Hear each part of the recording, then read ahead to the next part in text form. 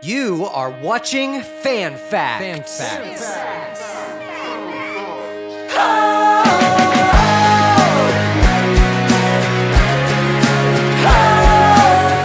Hey guys, welcome. I'm Damien. And I'm Mark. And this is Fan Facts. Guys, this week we have a really special edition of Fan Facts. I am pleased to have a special guest with us today. It is Mark Borders. Mark, who works with the band Mac Sabbath. Mark, welcome to the show.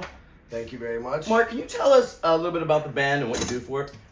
I work very closely with the band. You know, they're not of this world, so I have to do certain things to kind of keep them grounded in, reality per se. And like, I help them with their instruments and do, drum tech mainly. Work very closely with the drummer, who is very hard to deal with. That's a handful. Yeah, there's a lot going on there in that world. So, yeah. Yeah, so I know, Mark, I know that Mac Sabbath are from an alien planet, but you're not. Can you tell us a little bit about where you're from and how you became a Steelers fan? Well, that's debatable because I come from a place called Kentucky.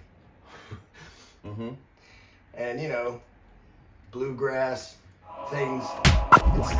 It's kind of like way down there, out away. But, I love Kentucky.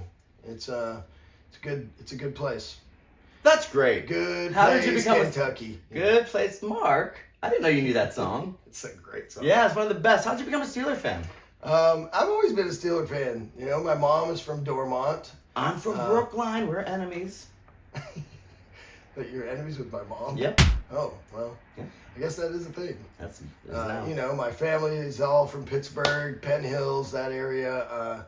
Okay. So I've just always have said that I've just, I've been a Steeler fan since birth. Yeah, and so I have. you were born on planet Earth and you were born a Steeler fan. That's right. I love that. That brings us to another interesting point. Mac Sabbath has a hit song, Frying Pan. Yes. Which really brings us to fan fact number one. Mike Tomlin is on the hot seat. I mean, I think some people say that, but I don't know if it's true. Yep. Well, a lot of people say that. It's a fan fact.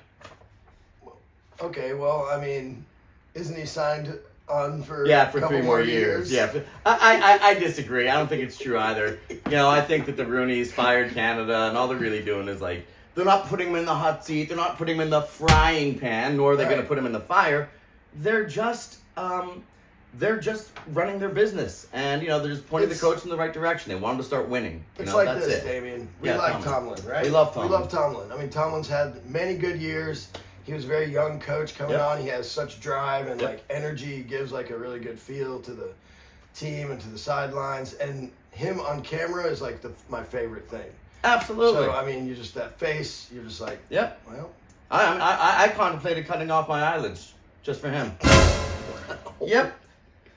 So I know that Mac Sabbath has an arch nemesis. That's Burger King Diamond. Yes. Which brings us to fan fact number 2.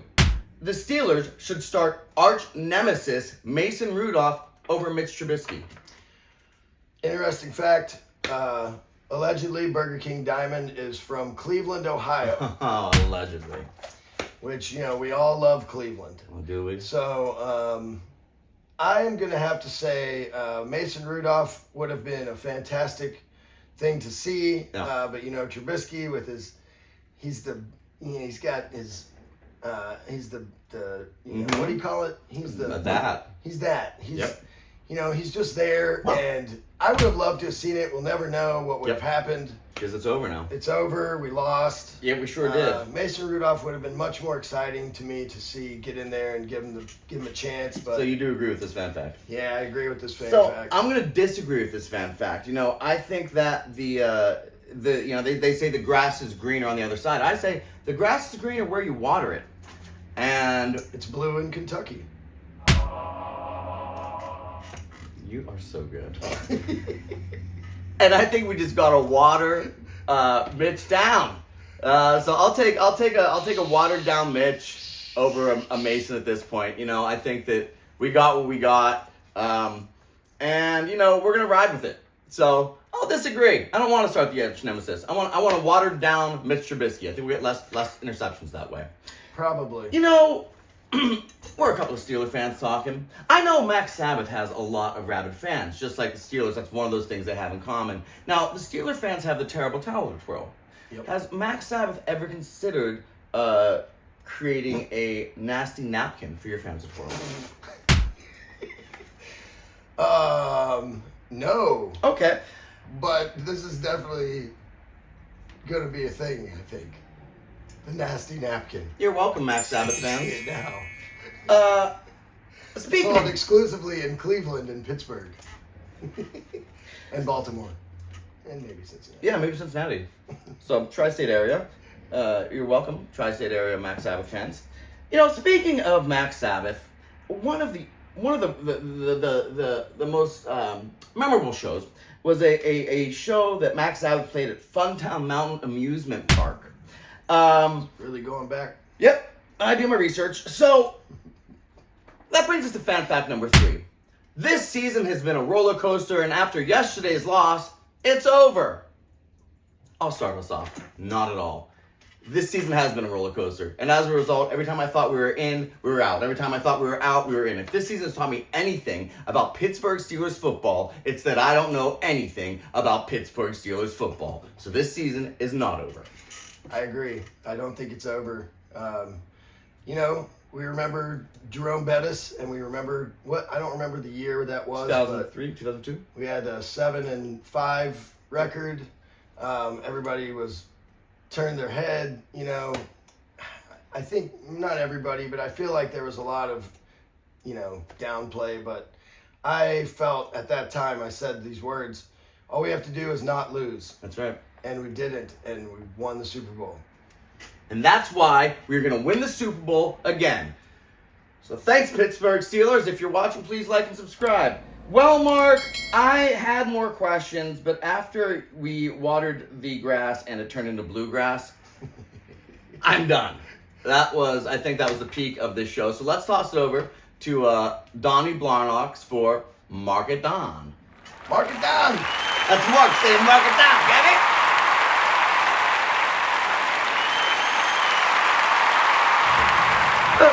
Thanks, Damien and Mark. What an episode so far. I'm Donny Blarnox, and this is Mark It Down, sponsored by Steelers Nation West and the rock and roll group Mac Sabbath. Although the Patriots will move on from Mac Jones, none of us will ever move on from Mac Sabbath. Well, Webster's dictionary describes the word Sisyphean as a task that requires continuous but ineffective effort. And those words could also be used to describe the offense of the 2023 Pittsburgh Steelers. And although it's redundant, I say it every show and it keeps on cashing, so you might as well make money off it. Under 31 points, mark it down. And I'll say what I said 7 months ago. Still true. Fire in Canada may seem like a big deal, but it really won't matter that much. Expect the only touchdown of the game to be from the Patriots' Ramondre Stevenson at plus 400 odds. Mark it down. The myth of Sisyphus was also written about. Albert Camus wrote an essay in 1942 acknowledging that if you recognize the truth, you will conquer it. And by Sisyphus acknowledging his task's futility, he's freed to realize the absurdity of his situation and to reach a state of contented acceptance. It is that reminder that I give you all as we enter the final month of football season. I know many of yous are praying for Rudolph to guide the sleigh towards Christmas and maybe we catch the wild card somehow. Just want you to remember that as miserable as this game is going to be once again, it sure beats the pants off of talking to your in-laws about their expert geopolitical opinions. Have a good one. Happy December. Final score, Patriots 10, Steelers 9. Mark it down.